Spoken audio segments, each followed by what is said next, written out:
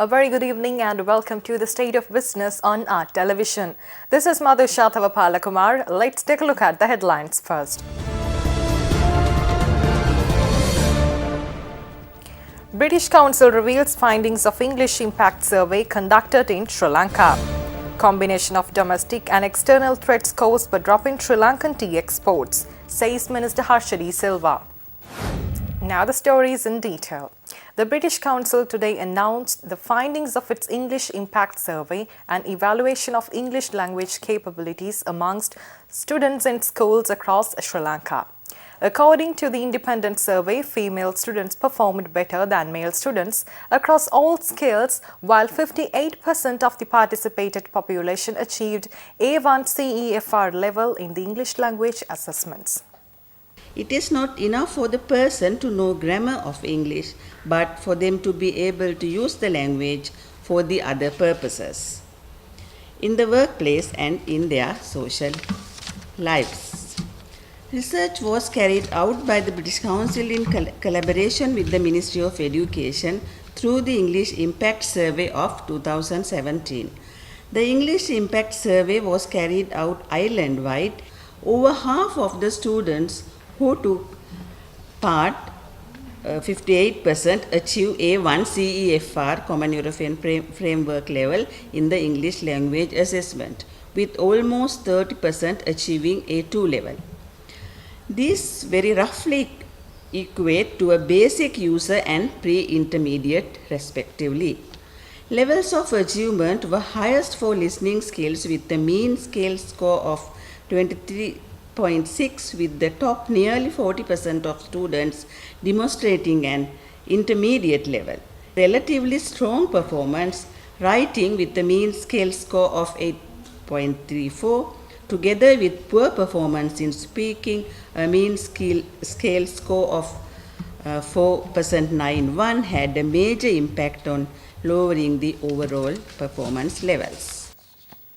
Addressing the 124th Annual General Meeting of the Ceylon Tea Traders Association, the State Minister of National Policies and Economic Affairs, Dr. Harshadi Silva, highlighted the issues that has reduced the competitiveness of Sri Lanka's tea industry in the global market.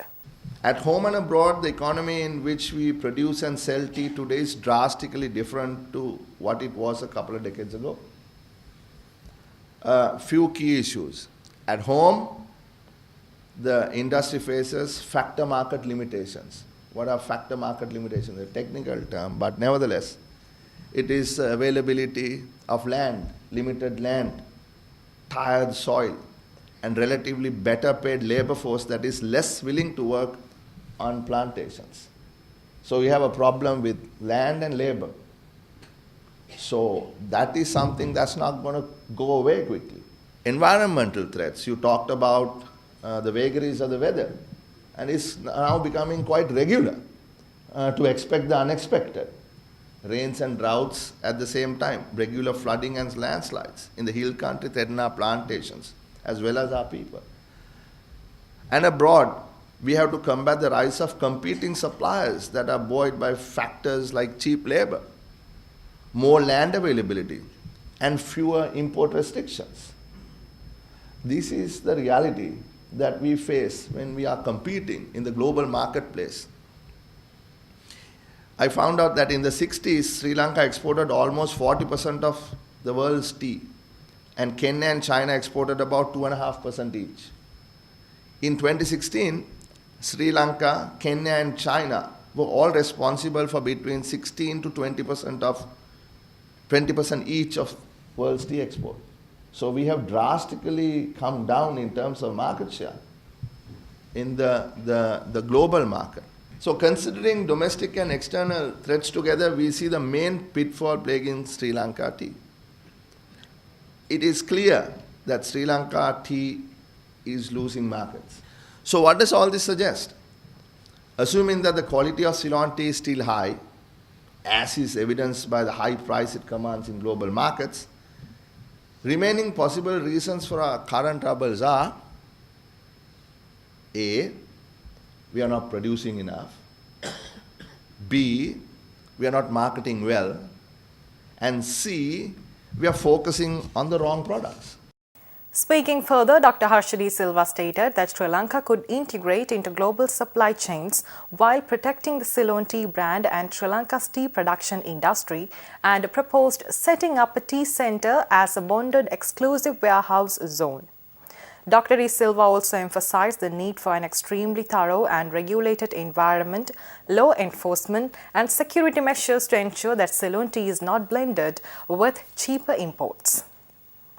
Can we integrate into global supply chains while protecting the Ceylon tea brand and Sri Lanka's tea production industry?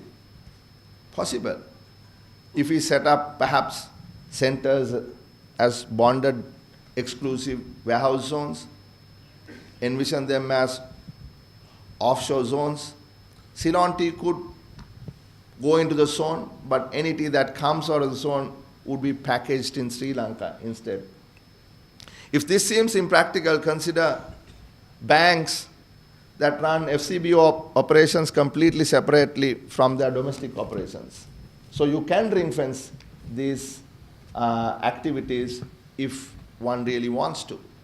Because people may try to cheat and adulterate Ceylon tea with cheaper imports and still pass it off as Ceylon tea, we would need extremely thorough and effective regulatory environment, law enforcement, and security measures to enforce rules of separation.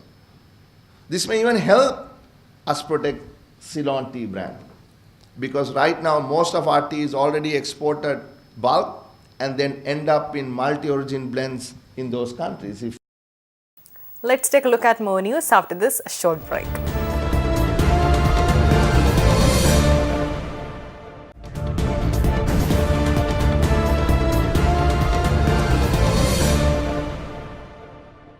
Welcome back. Now let's take a look at the weekly economic indicators released by the Central Bank of Sri Lanka last Friday.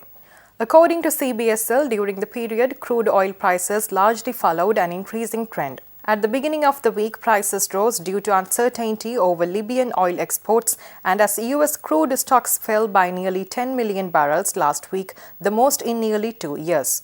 Subsequently, crude oil prices remained stable over concerns about trade frictions between the US and other major economies. However, market conditions remain tight due to supply disruptions and high demand. Overall, Brent and WTI prices rose by $3.4 per barrel and $4.6 per barrel, respectively, within the period. The weekly average weighted prime lending for the week ending 29 June 2018 increased by 41 bps to 11.33% compared to the previous week. The reserve money increased compared to the previous week mainly due to increases in currency in circulation and deposits held by commercial banks. The total outstanding market liquidity increased to a deficit of 33.70 billion rupees by the end of the week, compared to a deficit of 2.13 billion rupees by the end of last week. During the year up to 29 June 2018, the Sri Lanka rupee depreciated against the US dollar by 3.4%. Given the cross-currency exchange rate movements, the Sri Lanka rupee depreciated against the pound sterling by 0.7%, euro by 0.3%, and Japanese yen by 5.3%, while appreciated against the Indian rupee by 3.8% during this period. Now let's take a look at few stories in brief. Tourist arrivals to Sri Lanka has increased by 12.6% in April 2018 in comparison to the corresponding month of 2017. The strong growth in the number of tourists arriving from India, the United Kingdom and Australia has resulted in tourist arrivals increasing by 12.6% to 888,353 in April 2018 in comparison to April 2017. Earnings from tourism in April this year are estimated to $335 million, with cumulative earnings during the first 4 months of 2018 amounting to $1,647 million. Meanwhile, continuing the growth momentum observed in the previous month, workers' remittances has increased significantly by 10.9% to $541 million in April 2018. Moreover, workers' remittances increased by 5.0% to $2,520 million during the first 4 months of 2018 in comparison to the equivalent period of 2017. The brand launching ceremony of AGM Smart Factory Private Limited was held in Colombo recently under the patronage of several key stakeholders of the apparel and leather industry as well as several other lecturers from leading universities. The AGM Smart Factory Private Limited is the Sri Lankan partner of AGM's Japan, and the company is the local agent for selling innovative machinery items. Their ultimate goal is to be the total solution provider for the local apparel and leather industry with innovations and digitalizations created for modern smart factories. Let's take a look at the stocks after this short break.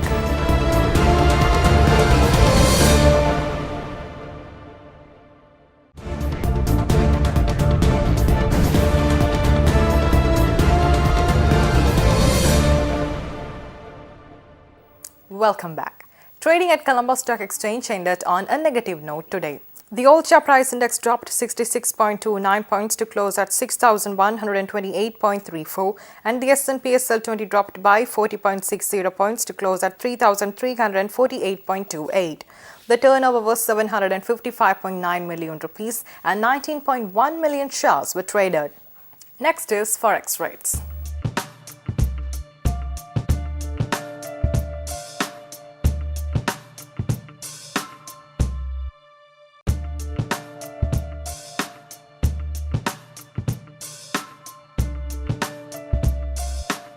With that, we are wrapping up State of Business for the day. We'll meet you tomorrow at the same time with more latest news. Until then, take care. Good night.